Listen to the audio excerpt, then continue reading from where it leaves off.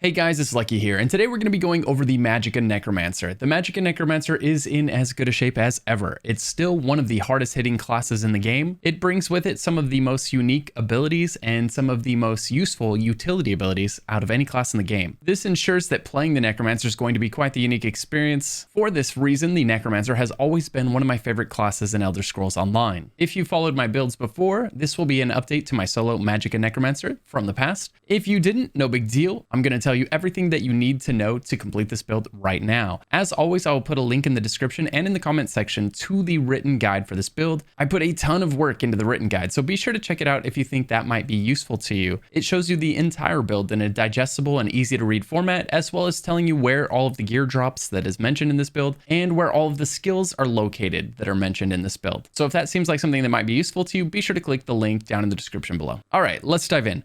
In this build, I'm going to be covering the race, the mundus, the attributes, consumables, gear, skills, rotation, passives, and of course, the champion points. The champion points will be covered in the written guide specifically. First up, the race. As for the race, I'm going to recommend that you go Dark Elf or High Elf if you want to push the damage envelope. You can go Khajiit as well, but if you want more sustain, definitely consider Breton. This is going to be a great class for beginners and solo players alike, as the sustain and damage mitigation that Breton brings can feel really, really good. For the Mundus, we're going to take Thief for the extra critical chance. As for our attributes, we're going to put all 64 points into Magicka. Pumping Magicka is going to provide the most damage possible. As for the consumables, we're going to be using Ghastly Eyeball. This is going to give us the sustain that we need. It's going to give us tons of max mag to further increase the damage of all of our abilities. As for the potion, whenever we're doing casual content, we can take just any simple essence of Magicka, which is going to give us mag back, and it's also going to give us mag regen. Whenever we're doing difficult or sweaty content, or something that's really making us try, then we can slot in those essence of spell power potions. These things are spendy, so only use them when you need them. But when you do need them, be sure to use them. I can't emphasize enough how powerful these potions are in Elder Scrolls Online. These will increase your damage by around 20% all by themselves, so definitely take advantage of these things.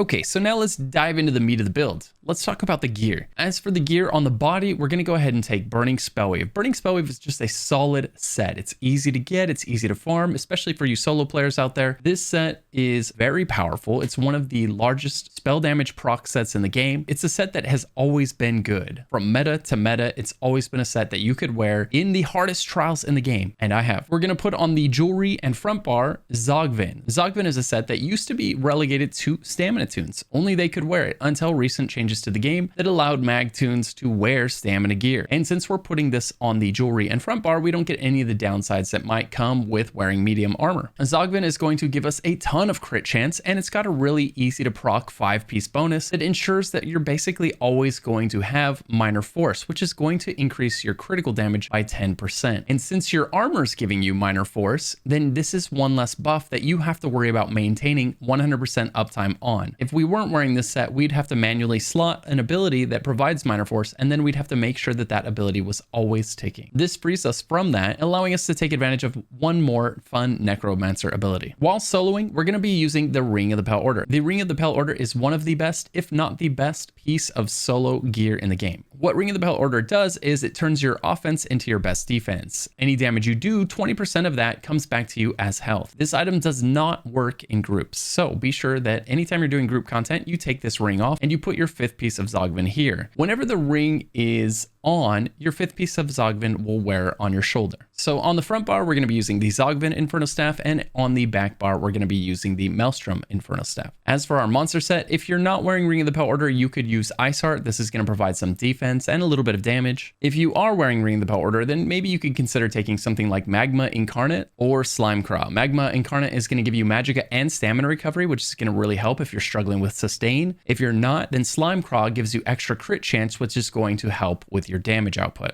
Feel free to get both monster helmets. All right, next up, the skills. As for our front bar, we're going to be using Stalking Blastbones as our first and most important ability. Stalking Blastbones is the heart and soul of the Necromancer. This ability is basically a delayed ticking time bomb. You press it, and then 2.5 seconds later, it explodes for massive damage. Because this ability takes 2.5 seconds to explode, it's also one of the hardest hitting abilities in the entire game. This ability will melt groups of enemies when it explodes, making it a blast to use. See what I did there? The second ability on the front bar is going to be Ricochet Skull. This ability lobs an explosive skull at the enemy, dealing a ton of fire damage. Every third cast of the ability deals 20% increased damage and bounces up to 2 times. So it's a single target spammable that will do a little bit of cleave damage. The third ability on our front bar is Detonating Siphon. This ability basically will use a corpse and it will create a dot on the ground. And then between that dot and you, there will be a tether that does damage to anything caught in it. When this dot expires on the ground, it then explodes, dealing even more damage. And while slotted, this ability is going to increase your damage done by 3%. So this is a nice bar buffer. It's just going to give you a flat 3% increased damage on the front bar. And it's also an insanely powerful dot. And it doesn't cost any resources to cast. It doesn't cost mag, it doesn't cost stam, it is free to cast. So you can use this in a pinch, you can use this if you ever run out of resources, you can just pop it again because it will explode when you recast it, doing some damage. So it's a free cast ability as long as you have a corpse around, but generally you want to let it go until it expires if you have the choice. The fourth ability on the front bar is going to be Unnerving Boneyard. Unnerving Boneyard is really, it's a multifunctional tool here in our kit. It's going to put a massive dot on the ground that's going to do a few things for us. The first thing it does is a dot of frost damage over 10 seconds, and the second is that it applies Major Breach to all enemies within, making them all take way more damage than they would otherwise. It's very important in solo content to have a source of Major Breach, and this is going to be the source of Major Breach that the Necromancer takes advantage of. It's great for the Necro because it's also a class ability, and any ability from this skill line for the Necromancer also happens to be a bar buffer. So we'll talk more about that when we get into the passives. Just know that the more abilities we have from this skill line, the more damage this front bar is doing, and right now we've got 4 of them. So significant buff to the front bar damage is happening here.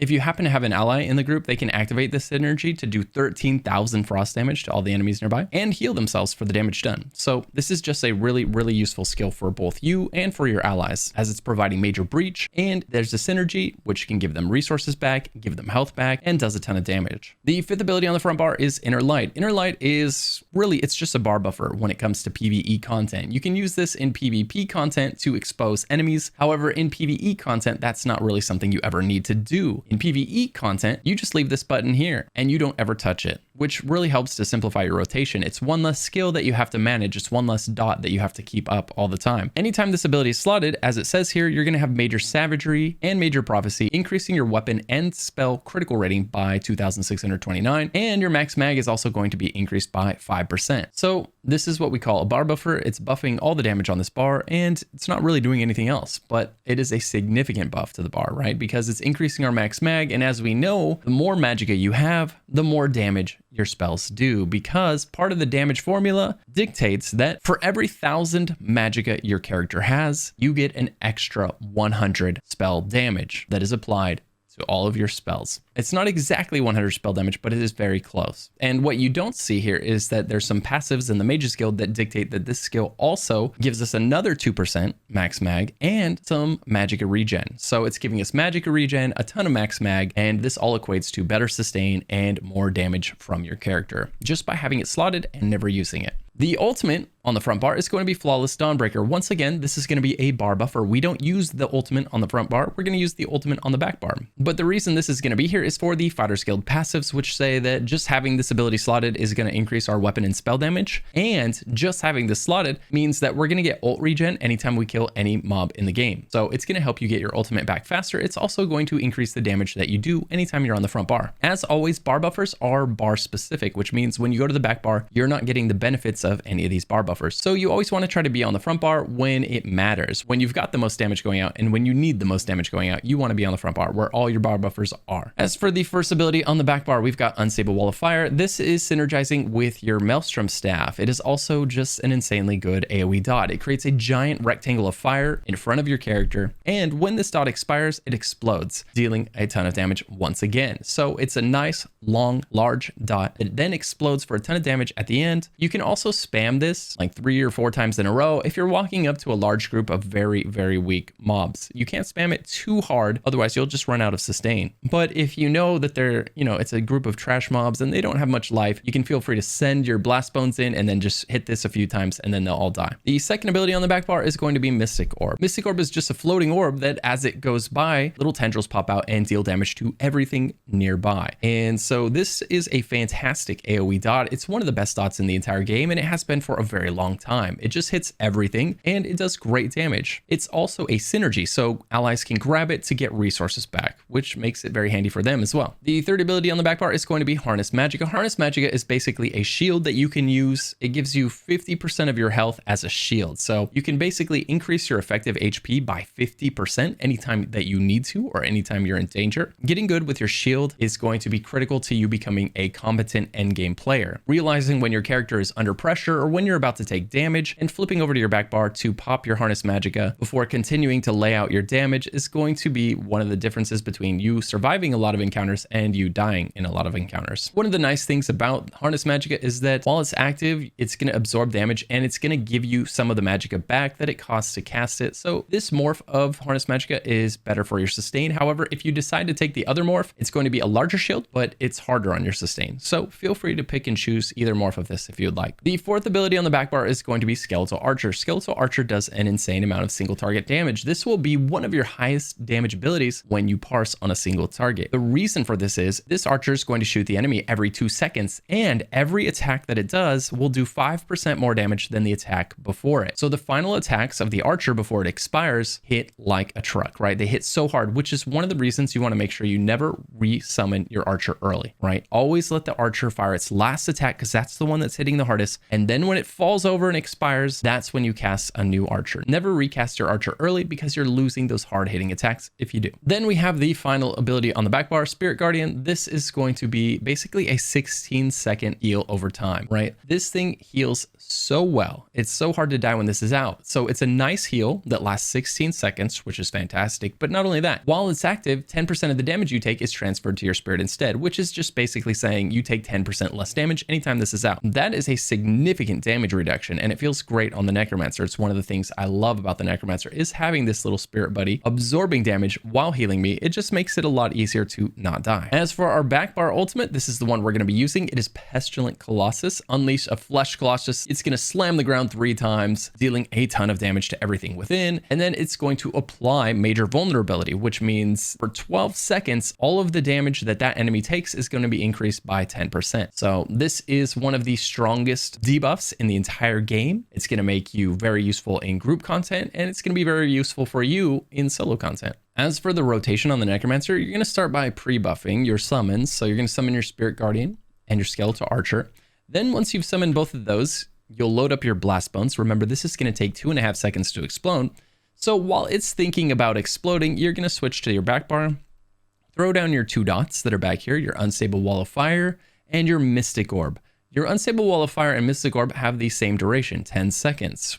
That's going to be important to remember because when you come back here to replace one, you're always going to replace both, which is going to help to simplify the rotation. Similarly, your Archer and your Spirit Guardian have 16-second durations, which means when you come back to replace one, you can replace both. So after you've placed these 2 dots down, you're going to go back to the front bar and cast your Blast Bones. And this is going to be a very common theme. You're going to cast 2 abilities and then your Blast Bones, and then 2 abilities and then your Blast Bones. And the reason for this is your Blast Bones is your hardest hitting ability, so you want to cast it anytime you can. That works out to every 3rd ability because it takes 2.5 seconds to explode. So you're always going to cast your Blast Bones, then 2 abilities, right? So after you cast your Blast Bones, you're going to get your other dots down, your Unnerving Boneyard, and your Detonating Siphon, and then you're going to cast your Blast Bones again, and now you're going to use your Ricochet Skull. Anytime all your dots and all your minions are up, you're going to be using Ricochet Skull and Blast Bones. So Blast Bones, Ricochet, Ricochet, Blast Bones, Ricochet, Ricochet, Blast Bones, and then as soon as these dots on the back bar expire, you're going to go back and replace them both, then Blast Bones, and then you replace these 2 when they both expire,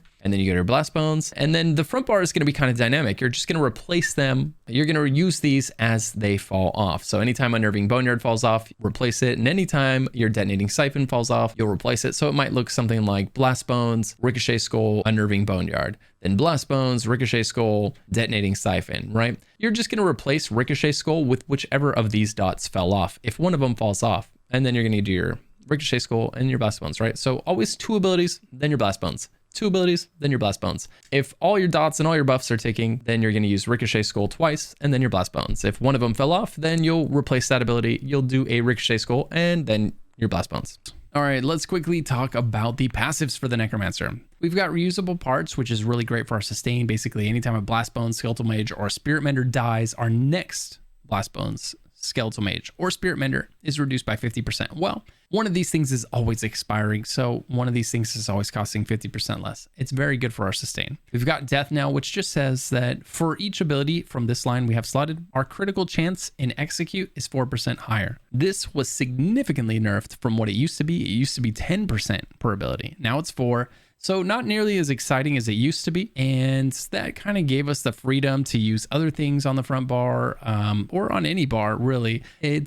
For better or worse, we don't have to use Necro abilities as much as we needed to use in our build. We've got Dismember, which says while Grave Lord ability is active, your spell and physical penetration are increased by 1500. This is what I was saying, where you want this Arcanist up all the time, because anytime he is up, it's ensuring that you get this 1500 pen. And as I kind of touched on earlier, your penetration is directly tied to how much damage you're doing. The more penetration you have, or the more you penetrate the enemy's resistances up to their pen cap, the more damage you're doing. So you don't want to have too much pen. There is a such thing as too much pen. We don't have too much pen on this build. We have just the right amount of pen. But you want to get up to, well, roughly 18.2 thousand penetration in a group setting, right? A lot of that pen will come from your members. You'll just want to get to about 7,000 by yourself. When you're soloing, you don't have healers and tanks giving you penetration. So you want to get a bit higher than that, which is why we bring about 7,000 of our own pen, and we bring Major Breach for extra pen. The final passive that we're taking here is Rapid Rot, which is going to increase our damage done over time by 50%.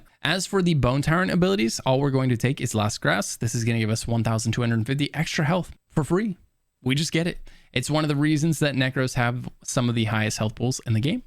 They get that health threshold easier than most. Living Death. Okay, for the Living Death, we're going to be taking Curative Curse. While we have a negative effect on us, our healing done is increased by 8%, which means our healing mender, our Spirit Mender, is going to heal 8% better, right? Anytime we have a debuff on us. Perfect.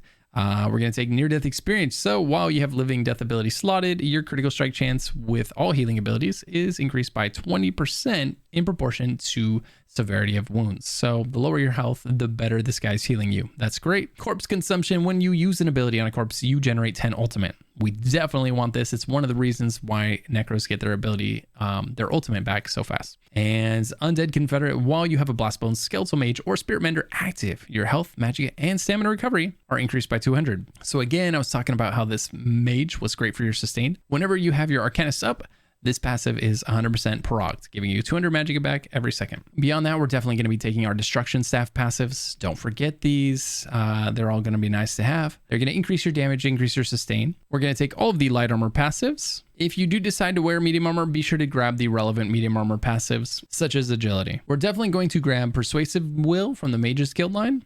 This is great for questing. You're going to grab Mage Adept, which reduces the Magicka and health cost of all your Mage's Guild abilities by 15%. So just in case you do use these abilities, whether it's using the Inner Light ability on accident or it's using Shooting Star on purpose, you know, it's going to cost 15%. That's great. We're going to grab Everlasting Magic, which is going to increase the duration of your Mage's Guild abilities by 20%. That's good for Shooting Star. It's going to increase the duration of that dot by 20%. And Magicka Controller, the most important passive here, which is going to increase our max Magicka by 2% and our recovery by 2% for each of these abilities slotted. So right now we have 4% increased max mag and 4% increased recovery because we have 2 abilities slotted from the Mage's Guild on the front bar. So anytime we're on the front bar, we get this buff, 4% increased mag and recovery, which is great for our sustain and our damage. For the Psijic Order, if you decide to use Channel Acceleration, make sure you grab Clairvoyance to reduce the cost of your Psijic Order abilities by 15%. Make sure you grab Concentrated Barrier, which is going to give you a 5,000 damage absorption shield every 10 seconds. This is pretty cool. Anytime you block on your back bar, you're going to have that extra 5,000 damage shield to absorb any of the incoming damage. It's great for staying alive in a pinch. A lot of times you'll use it on accident, and it's just nice when it happens.